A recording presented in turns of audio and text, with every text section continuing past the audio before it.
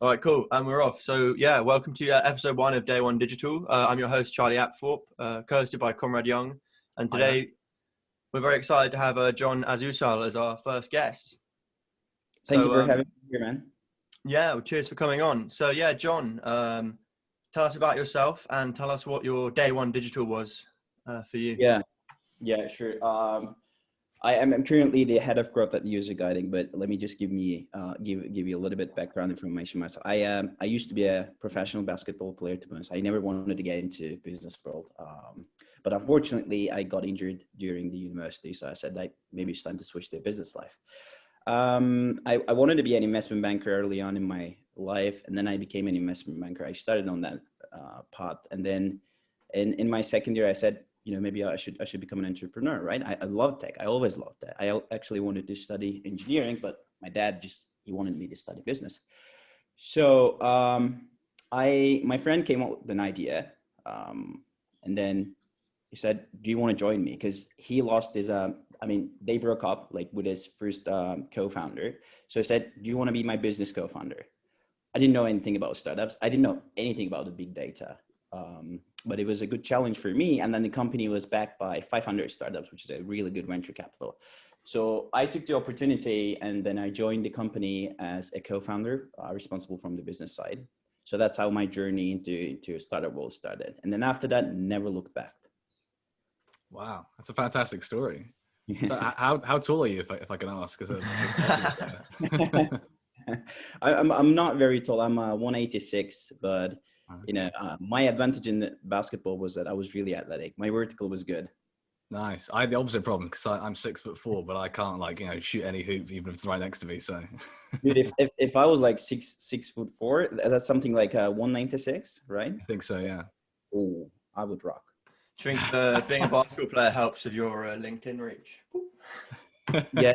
Yeah, definitely, man. Cool. Well, yeah, it's a great intro. When you're talking about coming back, from your roots in investment banking, it really reminded me of something I heard on your podcast with Henrique from Rose, where he mentioned this idea that some of the best people in growth and tech always come from the most different kind of backgrounds and have these great stories.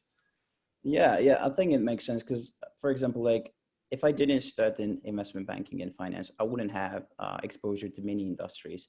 So when you have exposure to a lot of different industries, you get to understand what business model works and what doesn't. Yeah, cool. Well, to run through quickly the sort of structure I think we're going to follow in this. So we're going to talk around a sort of primary source for which we're going to pick Chris Walker's podcast on podcasting, which, as Conrad says, is a bit meta, right? Isn't it, Conrad? We're making a podcast about podcasting, which was another podcast about podcasting. Exactly. So yeah, it's funny. The notes we made on it, I think we sort of identified 6 talking points, which I think we'll just run through.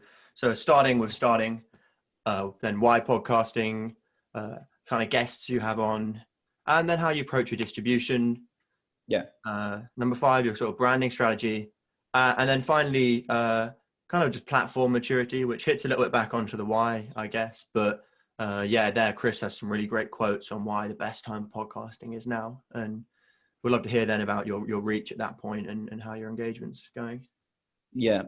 So I'll start with why podcasting. I wanted to do a podcast because, first of all, I myself, I like to read stuff. I like to consume new knowledge, but I don't like to read. So I thought that there might be some other people who likes to, increase their knowledge base, but who doesn't like to read. So that's why I started a podcast, because for me, it's easier to go out and talk rather than just writing. I'm really bad with writing. So the second reason is that where else am I going to get that, personal bond? People are listening to my podcast when they're just cleaning their house, when they're just walking around, exercising. So I feel like we're creating more personal bond there, instead of just, publishing blog posts where it's kind of boring for me.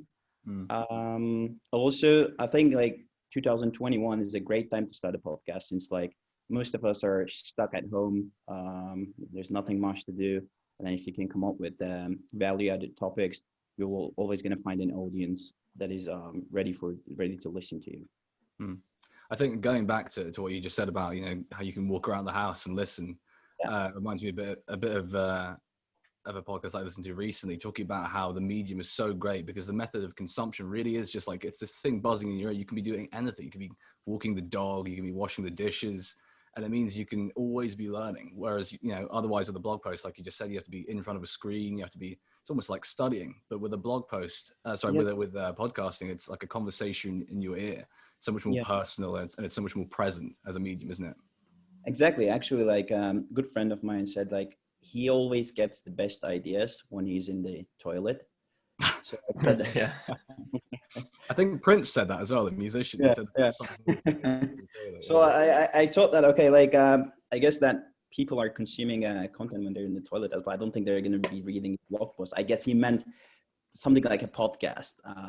So yeah, I was trying to like level up my efficiency. I went for a jog today, and I tried to listen to a podcast while I was doing it, and I couldn't. I just couldn't do it. It was just too much. But like that would be the ultimate aspiration for me, to like run and listen to sort of B2B SaaS podcasts and just kill it. Like actually, like once you get used to it, like I usually listen to podcasts like every morning, especially when I'm on the treadmill. Like I feel like my brain is, you know, when I'm aroused, like, you know, when I'm doing physically aroused, when my brain That's not the best choice of words, Sean.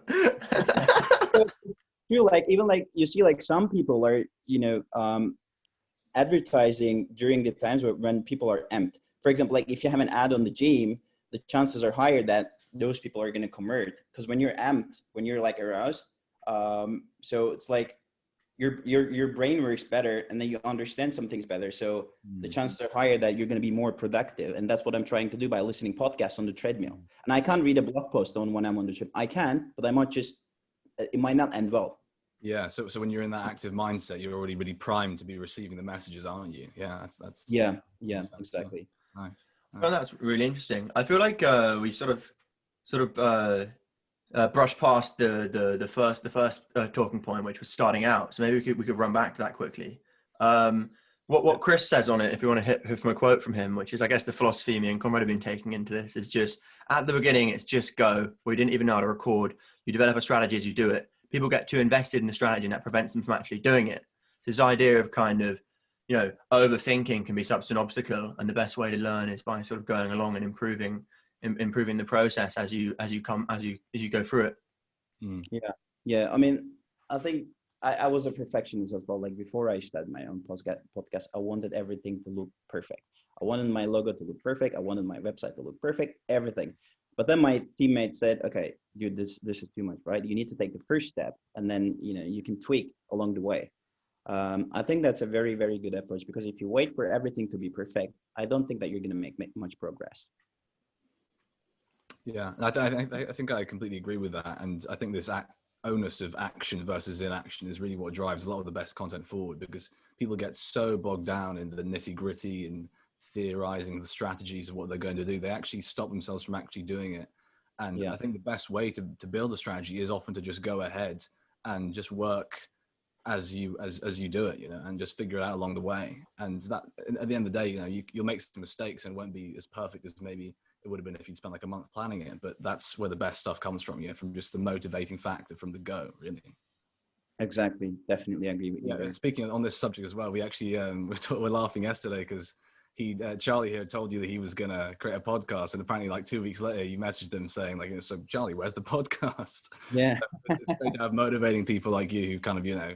Yeah. 100%. I'd say we wouldn't be sitting here now and hadn't have done the recording me and Conrad did yesterday if it wasn't for that follow-up message, because it just really hammered it down. It was sort of like, you know, why is this guy chasing me up when it's as simple as clicking record and having a conversation with one of my mates just to get the ball rolling.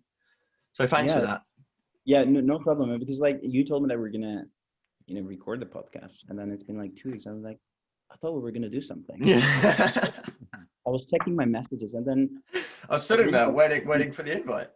Yeah, I was like, what happened to this dude? Where did he go? Like he was so pumped to start, and then he just disappeared.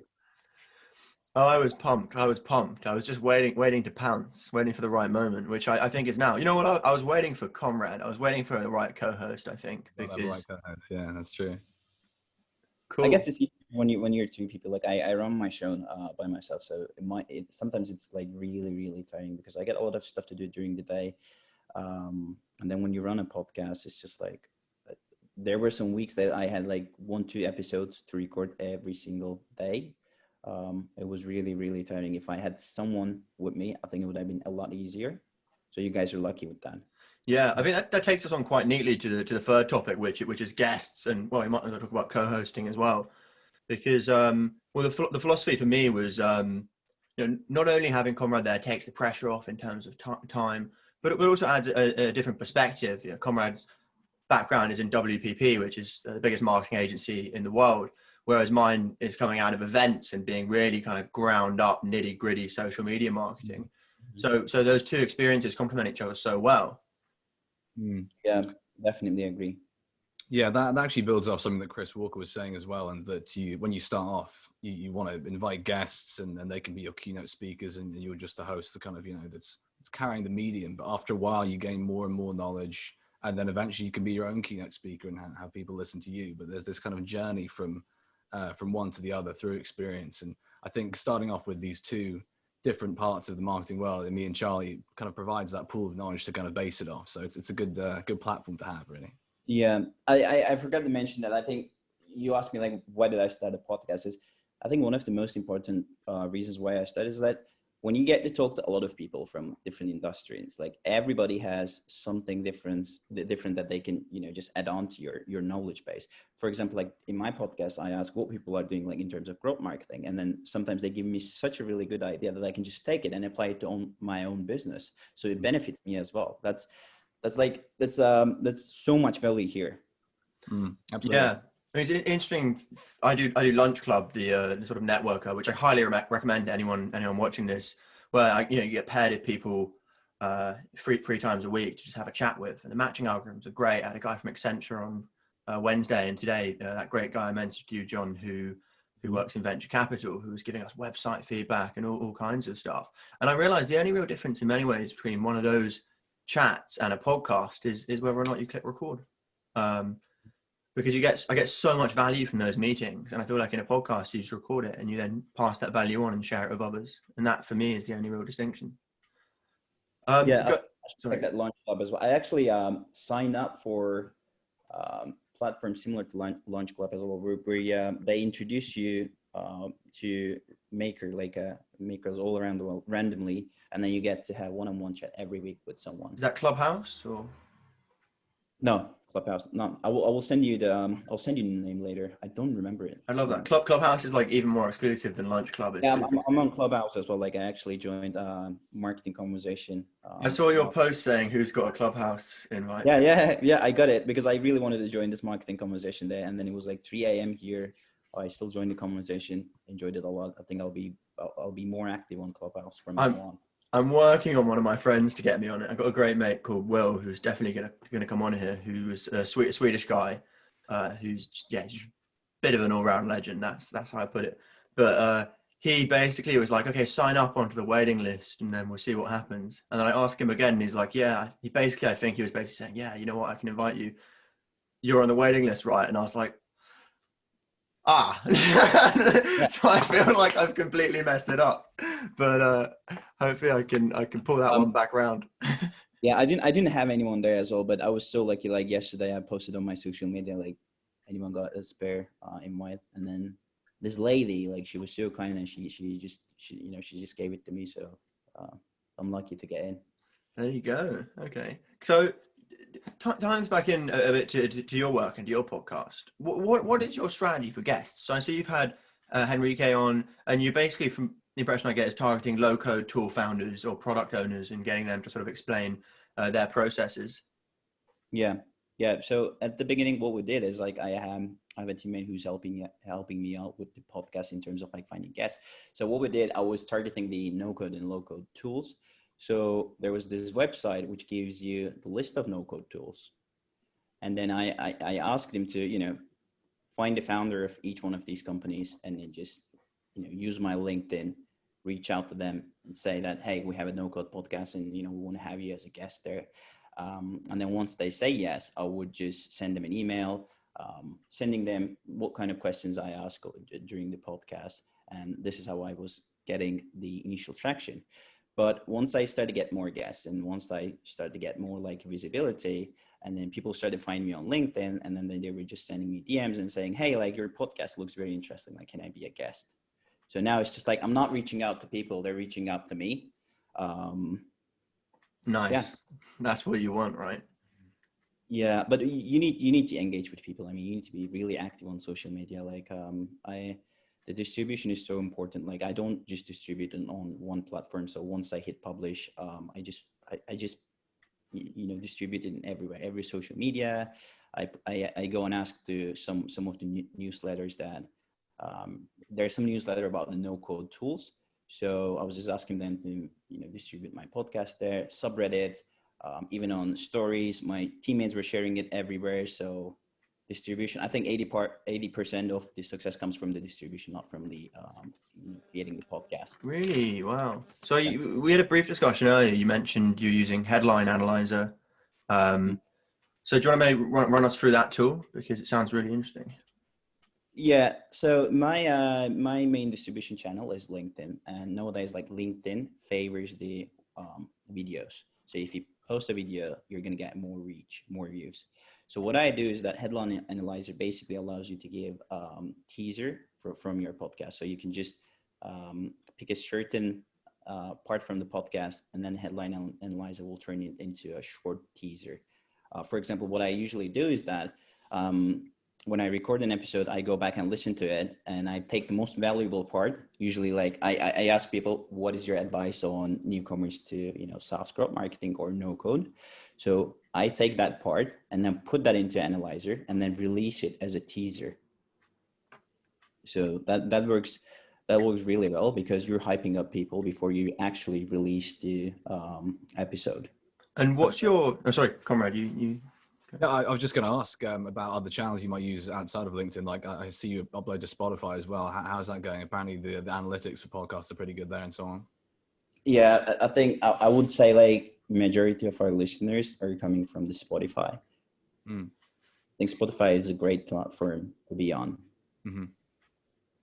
But in some countries, like in some countries, Spotify is blocked, I guess, because I got DMs, and some of my followers were telling me that, hey dude, like we can't listen to your podcast from Spotify because it's blocked in our country.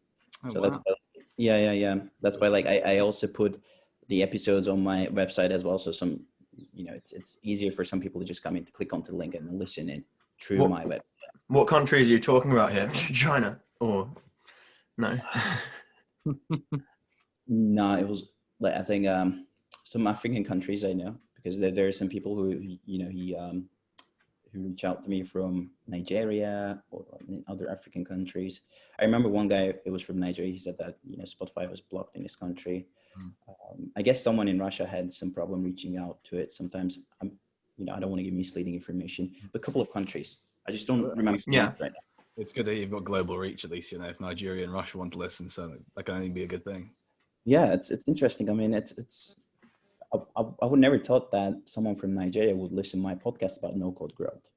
And a quick kind of divergence. The structure of your podcast still seems to be get a growth product owner or founder on, and ask them questions, discussing their work and their tools and communicating their value propositions. Chris Walker, who's aside from yourself, I'd say the biggest sort of inspiration and person I look to for guidance and a lead to follow. He has podcasts where, along with his co-founder, he opens it up to 20, 30, 40 guests who are in a sort of marketing space, and then lets them all ask questions one by one. So have you considered perhaps in the future opening up and building more of a community and moving away from these one-on-one interviews? Yeah, I think that would be something great. But the thing is, with the no code subject, it's like it's so niche. So there are not many people where I'm not talking about no code indie developers. I'm talking about no code tools and for growth marketing. So it's a very, very niche area. I don't know like if I could find participants for like a I don't know, what do you call it, like a webinar kind of thing. But I think it's really, really interesting, because I think it's so valuable to just connect people, especially these days where it's so hard to, meet with someone. We're all stuck at homes. So you mentioned it's a very specific niche. Do you know if there's any other podcasts out there that do almost the same thing? Not really. Okay. I mean, for no code growth marketing, Yeah. or no, I think I know that there are some podcasts related to no code, but they're targeting the no code indie developers. Right. I try to tie it with the growth, because I'm not targeting those people who are building no code tools on like platforms like Bubble or Tankable. I think that's good, because I think one of the barriers that stops a lot of people from going out there and creating these podcasts is that they think that the market's already saturated in their little niche in terms of ideas that are out there. And Chris Walker again was actually talking about this, and how when he was starting out, he saw there were 7 other podcasts, almost the exact same topic, and his colleagues were saying, like, are there going to be enough listeners? There's already all this competition here. And he was saying he looked into it, and 4 of them hadn't posted in like a year. 3 of them post like once a month. And what he did was he actually called each one of them up and said, hey, I want to advertise on your podcast. Can you tell me how many listeners you get, so I can figure out how much that would cost? Mm-hmm. And they all said like around 250 or something like that. And he was like, okay, he put down the phone. And he was like, all right, well, I'm going to do this, because yeah, a little bit of sneak there, but it worked. Yeah, I don't think it's a bad thing. Like if you have competitors in the niche, I don't think it's a bad thing. It could be a good thing as well, because you could analyze them and see what they're doing right and what they're doing wrong. And then if you can do something better, then there's always an opportunity for you. Yeah, it depends it depends what stage the kind of content market is at in the sense of its maturity. So the example for me is when I was an events manager, when I was starting out in the city we were in, there wasn't really much of an electronic music scene. So some of the guys would come in and feel like because of that, they were fighting over the same pie, and there wasn't enough space to have one drum and bass night and one techno night, because there could only be one electronic music night. And it's just completely wrong. And it was the furthest thing from zero sum. And what actually happened was the guys I was working with, we actually just grew the scene in its entirety. And, everyone had more cake basically. So it was kind of win-win. And I feel like with particularly no-code growth tools, it's going to be exactly like that, because, that the user base of no-code, the no-code movement, is only just starting out, and working together with our podcasters to grow it is just going to speed up the adoption rate of it. Yeah, and I also think that there's always space for value-added content. No matter how saturated the market is, there's always some space for value-adding content. Yeah, I think you're absolutely right there, because if you think about what you're selling in podcasts, you're selling information and knowledge, and people have an endless thirst for that. They're never like, okay, I've learned enough today, I'm gonna not listen to another one or read another article that I find interesting. As long as it's there and it's interesting, they will want to consume it. So it's an endless opportunity, really.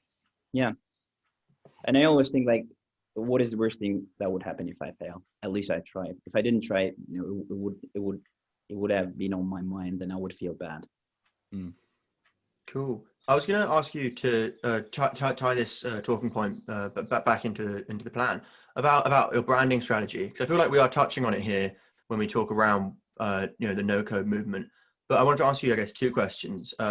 How you really narrowed in on that niche and picked that name, no code, and that branding, particularly in relation to SEO.